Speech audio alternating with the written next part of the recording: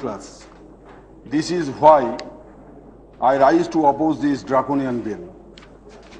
The bill, although it says that it is meant to promote old age income security, but if we go through the provisions of the bill, we will find that this is a bill to promote old age income insecurity.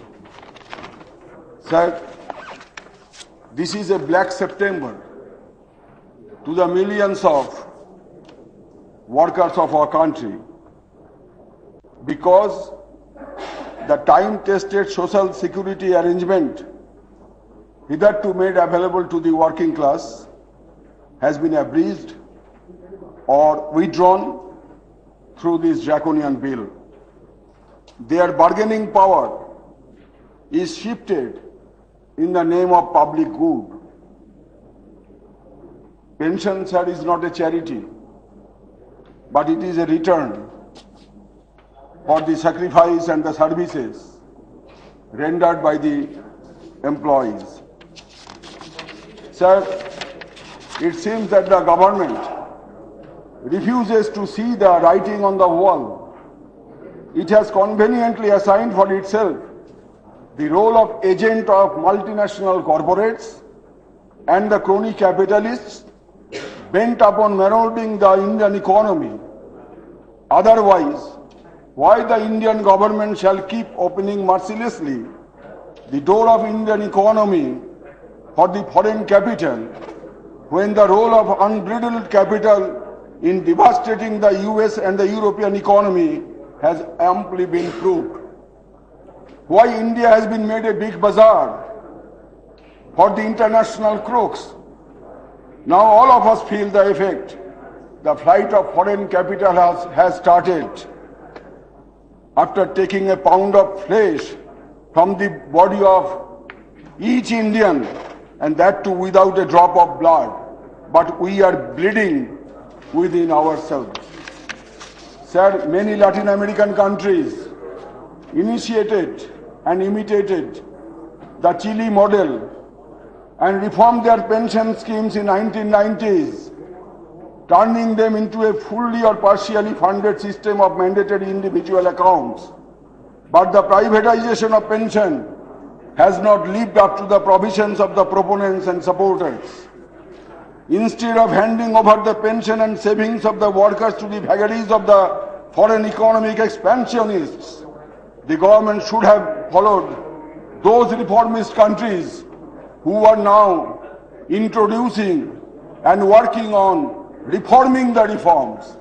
That this is the need of the hour, that this reformist government should work on reforming the reforms, because it has been proved beyond doubt that all those measures taken by the government in the name of reforms and liberalization of the economy is anti-people, anti-worker and anti-national.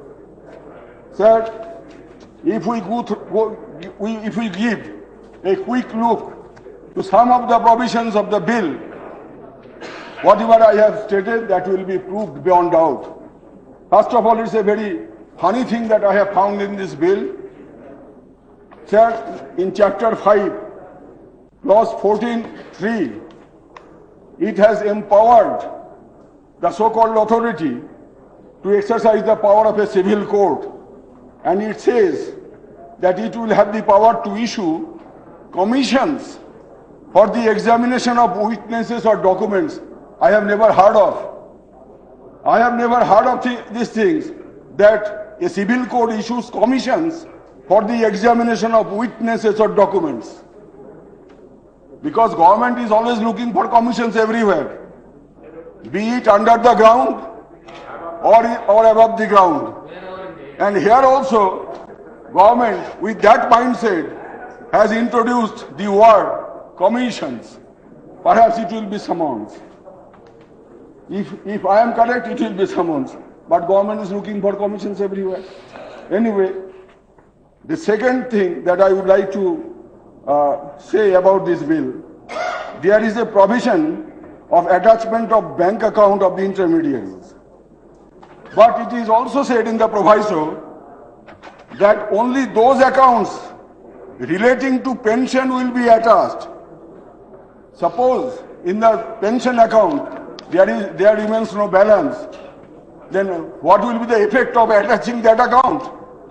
Other accounts will not be touched of the intermediaries. So there will be Mehtas, there will be Pareks, and the public money will be looted, and the bank account will be attached without yielding any result. Sir, the next provision that I would like to highlight, that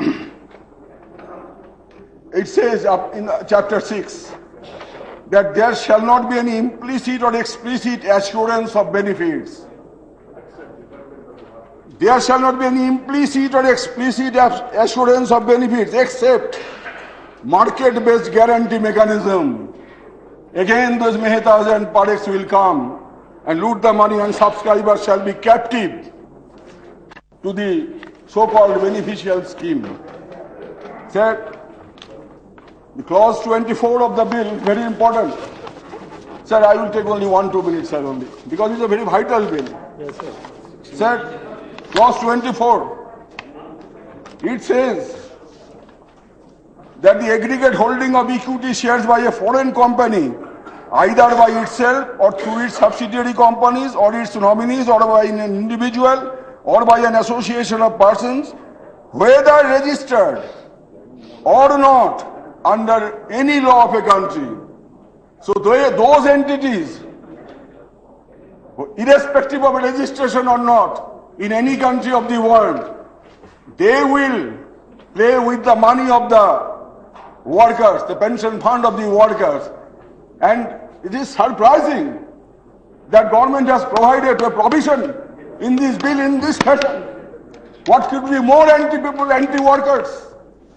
That it means any entity, even the entity without having any paper existence even, they can loot the money at their whims and fancies.